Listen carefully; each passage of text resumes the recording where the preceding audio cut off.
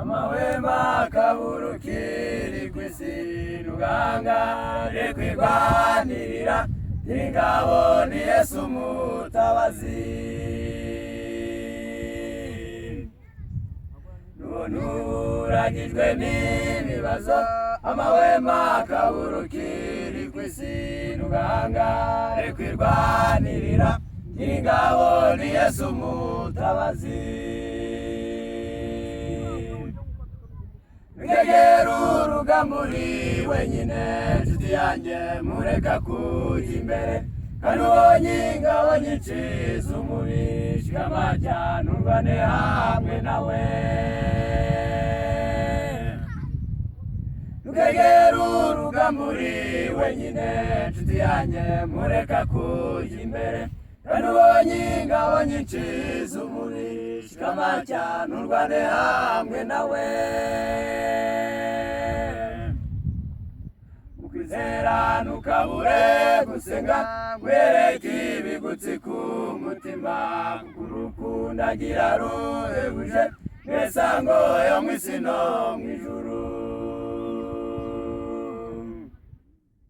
ukwizera ntukabure gusenga wereke ibigutsi ku mutima urukundo agira ruhebuje nk'isango yo mu isi no mu ijuru ngegera urugamburi wenyine nshuti yanjye mureka kujya imbere kandi ubonye ingabo nyinshi z'umubiri shikama cyane urwane hamwe nawe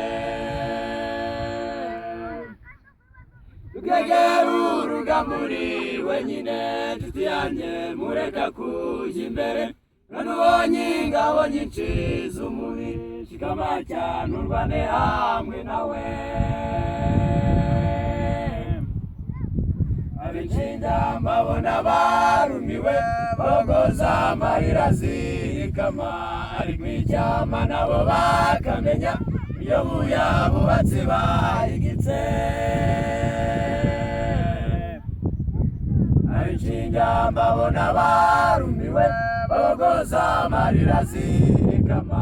ariko icyama nabo bakamenya iyo buya bubatsi bahigitse